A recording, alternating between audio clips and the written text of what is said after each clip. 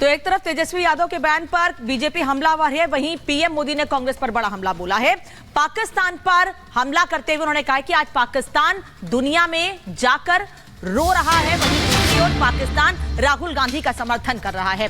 राहुल गांधी को लेकर बड़ी बातें कही है प्रधानमंत्री ने कि पाकिस्तान राहुल गांधी के समर्थन में बात कर रहा है। दरअसल पाकिस्तान के पूर्व मंत्री फवाद चौधरी ने स्मृति ईरानी को लेकर कई बातें कही और राहुल गांधी का समर्थन किया था और साफ कहा था कि नफरत हारेगी। स्मृति ईरानी पर हमला बोला था, जिस पर प्रधानमंत्री मोदी ने राहुल गांधी को घेरते हुए हमला किया है। आज पाकिस्तान के नेता कांग्रेस के शहजादे को पीएम बनाने के लिए दुआ कर रहे हैं, लेकिन मजबूत भारत तो अब मजबूत सरकार ही चाहता है। ये दृश्य दिखाता है पूरा हिंदुस्तान में से हर कोई कहता है मजबूत भारत के लिए मजबूत सरकार के लिए मोदी सरकार। तो चलिए अब आगे बढ़ेंगे। दरअसल आतंकवाद के मुद्दे पर हताश हो चुका पाकिस्तान भी अब दुआएं पढ़ रहा है। क्या है उसकी दुआ और क्यों पाकिस्तान एक बार फिर हिंदुस्तान के अंदर चर्चा में आ गया है, अपने इस रिपोर्ट के जरिए आपको बहुत विस्तार से समझाते हैं।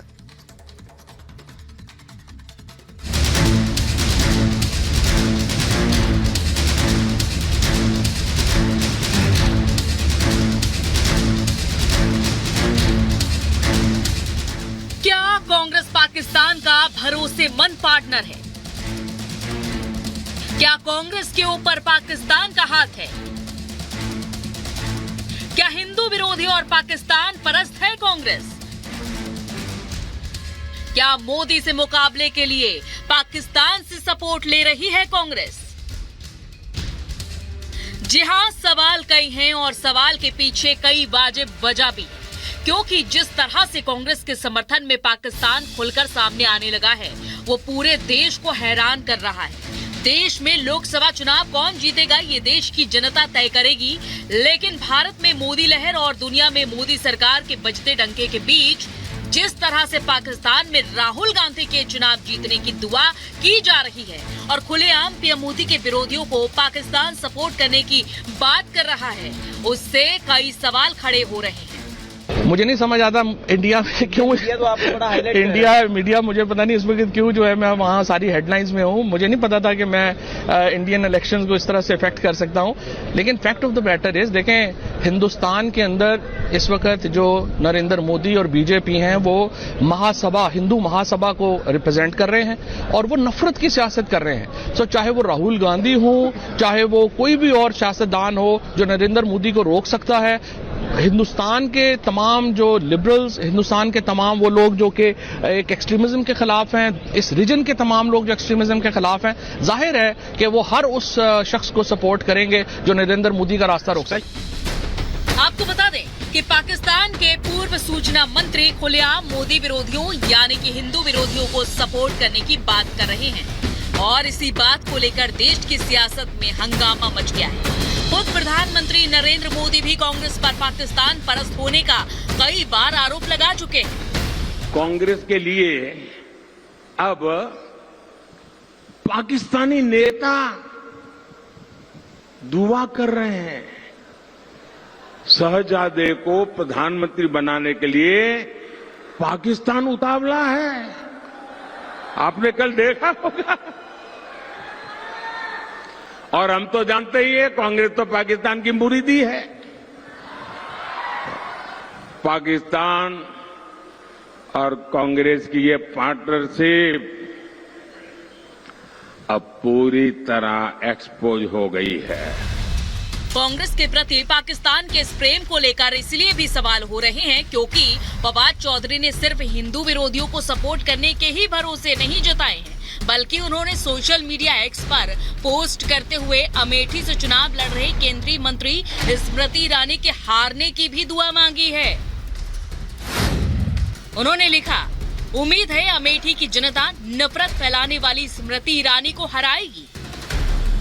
हैरानी ये है कि इस बारे में जब कांग्रेस नेता राहुल गांधी से सवाल पूछा गया तो उन्होंने क्या जवाब दिया, ये सुनिए।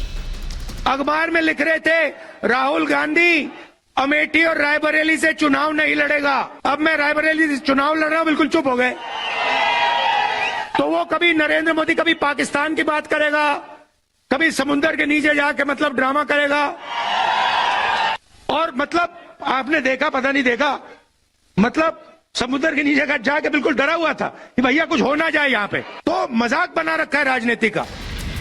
पाकिस्तान सिर्फ बीजेपी नेताओं के हारने की दुआ ही नहीं मांग रहा, बल्कि उसने कांग्रेस नेता राहुल के जीत में भी सपोर्ट करने की कसम खा ली है। यही वजह है कि कांग्रेस नेता राहुल गांधी के प्रति पाकिस्तान की इस दीवानगी को लेकर असम के सीएम हिमंता बिस्वा शर्मा ने राहुल गांधी पर तंज कसते हुए कहा है कि पाकिस्तान में राहुल की जीत पक्की है और राहुल पाकिस्तान में चुनाव जरूर जीतेंगे। पाकिस्तान में राहुल गांधी बहुत ज़्यादा पॉपुलर है और पाकिस्तान में अगर चुनाव होता है और राहुल गांधी चुनाव में खड़ा होता है तो राहुल गांधी बहुत ज़्यादा वोट से जीतेगा, इसमें कोई डाउट नहीं है। हम उसमें हाथ उठा लेता हूँ कि पाकिस्तान में हम राहुल गांधी को नहीं सकूंगा और पाकिस्तान में राहुल गांधी जरूर चुनाव जीतेगा। इंडिया में क्या होगा? देखिए, वो तो पाकिस्तान जो भी चाहे वो कैसे हो सकता है। पाकिस्तान जो चाहेगा भारत में उसका उल्टा होगा। इंडिया में क्या होगा दोनों सीटों में उनका? इंडिया में कुछ नहीं होगा। इंडिया में नरेंद्र मोदी बल्ले बल्ले। ये बात किसी से भी नहीं छुपी है कि यूपीए सरकार के शासनकाल में आतंकवाद चरम पर था। आतंकवाद के जख्मों से देश आए दिन लहूलुहान हुआ करता था। खासकर अलगाववादी ताकतों के सिर उठाने को लेकर अक्सर जम्मू कश्मीर का मुद्दा दुनिया भर में सुर्खियां बटोरता था। लेकिन जब से देश में बीजेपी की सरकार आई और पीएम मोदी ने देश की कमान संभाली, न सिर्फ आतंकवाद खत्म हुआ बल्कि अलगाववादी ताकतों को खुराक देने वाले पाकिस्तान को भी मुंहतोड़ जवाब मिला। आज पाकिस्तान की हेकड़ी पूरी तरह से निकल चुकी है और यही वजह है कि हताश पाकिस्तान अब दोबारा देश में कांग्रेस की सरकार चाहता है। लेकिन कहते हैं ना, गिद्धों की दुआ से गाय नहीं मरा करती। बेशक पाकिस्तान की ये दुआ भी कबूल नहीं होने वाली। Bureau report, Republic. तो राहुल गांधी लगातार घिरते जा रहे हैं, कभी पाकिस्तान की तरफ से समर्थन मिलने पर तो कभी सनातन और पूजा पाठ पर अपमान करने में। जैसा कि राहुल गांधी ने प्रधानमंत्री मोदी के लिए कहा कि वो पूजा पाठ नहीं करते बल्कि करते हैं और इस पर सुधांशु त्रिवेदी ने जवाब दिया है। उन्होंने कहा है कि एक जमीन से जुड़े हुए व्यक्ति के खिलाफ इस तरह की अपमानजनक भाषा का इस्तेमाल राहुल गांधी कर रहे हैं। राहुल गांधी पर टिप्पणी की सुधांशु त्रिवेदी ने और ये कहा कि राहुल की भाषा अपमानजनक है। एक जमीन से जुड़े व्यक्ति का अपमान किया है राहुल गांधी ने। कांग्रेस नेताओं की भाषा गिरती जा रही है। मित्रों, जो लोकसभा का चुनाव आगे बढ़ रहा है, कांग्रेस और उसके नेताओं की स्थिति गिरती जा रही है, उतनी ही उनकी भाषा भी गिरती जा रही है। कभी वो प्रधानमंत्री जी के लिए कहते हैं वो थर थर कांपता है, कभी कहते हैं, अभी उन्होंने कहा तू तड़ाक की भाषा का प्रयोग करते हुए।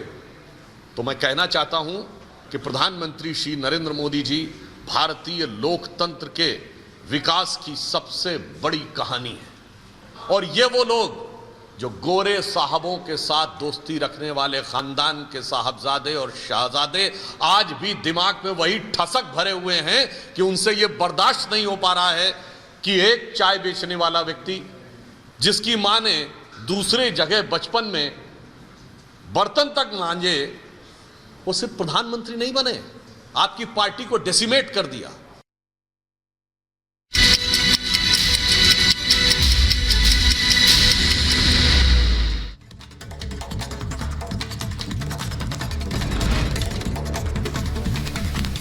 एल्विश यादव के खिलाफ ईडी ने दर्ज किया मनी लॉन्ड्रिंग का केस। रेव पार्टी सांपों के जहर की सप्लाई का मामला। एल्विश की महंगी कारों के काफिले की भी होगी जांच। अरुण रेड्डी को कोर्ट ने 3 दिन की पुलिस कस्टडी में भेजा। फेक वीडियो मामले में अरुण रेड्डी से होंगे सवाल जवाब। शाह का फेक वीडियो वायरल करने और सबूत मिटाने का है आरोप। उत्तर प्रदेश के मैनपुरी में बीएसपी प्रत्याशी ने आचार संहिता की उड़ाई धज्जियां। नोट बांटते वीडियो वायरल। मैनपुरी से बीएसपी प्रत्याशी शिव प्रसाद यादव। निज्जर की मौत के मामले में कनाडा पुलिस का बयान, कहा भारत के खिलाफ कोई सबूत नहीं मिला। ट्रूडो ने पिछले साल भारत के खिलाफ सबूत होने का दावा किया था। अमित शाह के फेक वीडियो के मामले में दिल्ली पुलिस ने एफआईआर में जोड़ी 120B धारा। आपराधिक साजिश रचने की होती है 120B धारा। जम्मू कश्मीर के पुंछ में सेना का सर्च ऑपरेशन जारी, दूसरे दिन भी संदिग्धों की तलाश हो रही है। सेना के साथ पुलिस, सीआरपीएफ और अर्धसैनिक बल भी तलाशी अभियान में शामिल। अमृतसर में पाकिस्तानी घुसपैठ की कोशिश नाकाम, बीएसएफ ने एक पाकिस्तानी नागरिक को किया गिरफ्तार। घुसपैठिए से एक पिस्टल, 5 कारतूस बरामद। कर्नाटक के हुबली में नाबालिग के साथ दुष्कर्म का मामला, पुलिस ने आरोपी को किया गिरफ्तार। पुलिस ने पॉक्सो एक्ट के तहत केस दर्ज किया। उत्तर प्रदेश के आगरा में रैली के दौरान स्वामी प्रसाद मौर्य पर जूते फेंकने का मामला, घटना पर एसीपी का बयान, कहा जूता फेंकने वाले को गिरफ्तार कर लिया गया है। घटना की जांच जारी। छत्रपति शिवाजी महाराज अंतर्राष्ट्रीय हवाई अड्डे पर कस्टम विभाग की कार्रवाई, अधिकारियों ने करीब 13 किलोग्राम सोने के साथ करोड़ों का सामान जब्त किया। अधिकारियों ने 5 यात्रियों को गिरफ्तार किया। उत्तर प्रदेश के बलिया में धड़ल्ले से हो रहा है अवैध मिट्टी खनन का कारोबार। स्थानीय लोगों का आरोप, खनन माफियाओं को लेकर जिला प्रशासन मौन। दिल्ली के तिहाड़ जेल में मर्डर से सनसनी, जेल नंबर 3 में कैदी की चाकुओं से गोदकर हत्या, मामले की छानबीन में जुटी पुलिस।